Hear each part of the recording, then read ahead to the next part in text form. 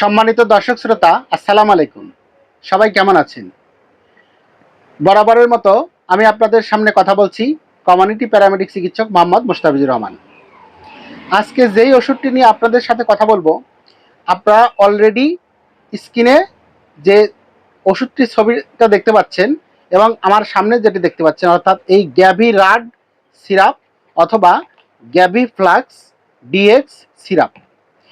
এই সিরাপটির কার্যকারিতা কি, কতদিন খেতে হয়, কিভাবে খেতে হয়, সব কিছু নিয়ে আপনাদের সাথে আলোচনা করব। তবে তার আগে বলে নিতে চাই, যারা অলরেডি আমার এই চ্যানেলটিকে সাবস্ক্রাইব করেছেন তাদেরকে অসংখ্য ধন্যবাদ।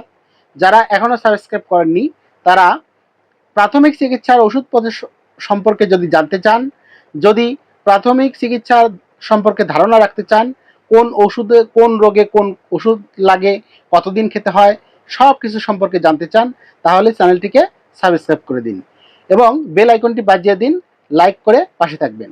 আপনাদের লাইক কমেন্টস পেলে আমরা ভিডিও বানাতে আগ্রহী হই। দর্শক শ্রোতা, তাহলে চলুন জেনে নেই ওষুধটির কার্যকারিতা।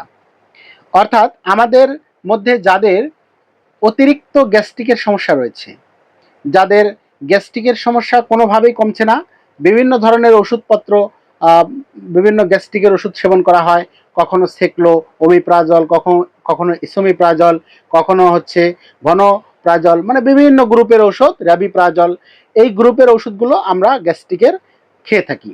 এই ওষুধগুলো খেলে সাময়িকভাবে কিছুটা আরাম পাওয়া যায়, এই জন্য আমরা সেই ওষুধগুলোই বেশিরভাগ সময় খাই।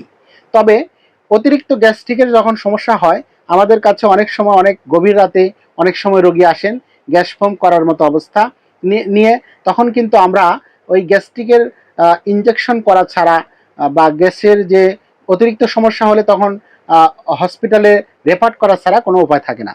সেই জন্য আমরা বলবো যে অতিরিক্ত যাদের বুক জ্বালাপোড়া আছে, যাদের কনস্টিপেশনের প্রবলেম আছে, কোষ্ঠকাঠিন্য আছে, বা যাদের টক ঢেকুর উঠে, পেট ফাঁপা থাকে, বমি বমি ভাব হয়, এই যে গ্যাস্ট্রিকের যে সমস্যাগুলো যাদের বেশি পরিমাণে, তারা গ্যাস্ট্রিকের একটি ভালো মানের সিরাপ খেতে হবে। এবং এই ভালো মানের সিরাপটি হচ্ছে বাংলাদেশের সবচাইতে সুনামধন্য ওষুধ কোম্পানি রেডিয়েন্ট ফার্মাসিউটিক্যালের তৈরি এই যে গ্যাভিরাড সিরাপ। এই গ্যাভিরাড সিরাপটির কার্যকারিতা আপনারা ইতিমধ্যেই শুনলেন যে এই সিরাপটি খেলে আমরা গ্যাস্ট্রিকের যত ধরনের প্রবলেম থাক, অর্থাৎ আমার পেটের আলসার থাক, আমার বুক জ্বালাপোড়া থাক, আমার হজমটা ক্লিয়ার হচ্ছে না, হজম ঠিকমতো হচ্ছে না, পেট ফাঁপা থাকে, টক ঢেকুর ওঠে, এই যে নানাবিধ যে সমস্যা, এই সমস্যাগুলো ধীরে ধীরে আমাদের এটি রিমুভ করে ফেলবে ইনশাল্লাহ। এই গ্যাভিরাড সিরাপের গ্রুপের 3টি ওষুধের সমন্বয়ে এই ওষুধটি তৈরি। এই গ্যাভিরাড সিরাপের গ্রুপের ওষুধটি হলো, আরেকটি হলো এই যে টিম ফার্মাসিউটিক্যালের গ্যাভি প্লাস ডিএক্স সিরাপ। অর্থাৎ এই দুটি একই গ্রুপের এবং এদের কার্যকারিতাও এক। তাহলে চলুন জেনে নেই এই ওষুধটি খাওয়ার নিয়ম বা সেবনবিধি। যাদের অতিরিক্ত গ্যাস্ট্রিকের সমস্যা রয়েছে তারা যে কোনো একটি গ্যাস্ট্রিকের ওমিপ্রাজল গ্রুপের, সেটা পিপিআই হোক আর ওই গ্রুপের সেকলো হোক, লসিকটিল হোক, যে কোনো একটা ওষুধ আমরা সকালে রাতে খাওয়ার আগে খাবো।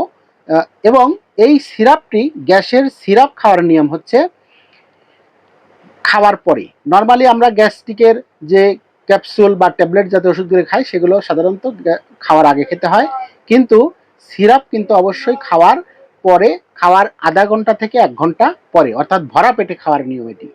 আর এটি খাওয়ার নিয়ম হচ্ছে যারা প্রাপ্তবয়স্ক, অর্থাৎ 12 বছরের ঊর্ধ্বে যাদের বয়স, তারা 3 চামচ করে সকাল দুপুর রাত 3 বেলায় খাবো, একটানা কমপক্ষে 15 থেকে 1 মাস। যাদের বেশি প্রবলেম তারা কমপক্ষে 1 মাস, আর যারা হালকা প্রবলেম আছে মনে করছেন তারা 15 দিন খেলেও চলবে, কমপক্ষে 15 দিন, 15 দিনের কম খেলে হবে না। হয় গ্যাভিরাড সিরাপ, নয়তো এই যে টিম ফার্মাসিউটিক্যালের গ্যাভি প্লাস ডিএক্স, এই দুটি ওষুধের যে কোনো একটি আমরা সেবন করব। আর যাদের বয়স 6 থেকে 12 বছর তারা 2 চামচ করে সকাল দুপুর রাত 3 বেলায় ভরা পেটে, অর্থাৎ খাওয়ার 1 ঘন্টা পরে সেবন করব।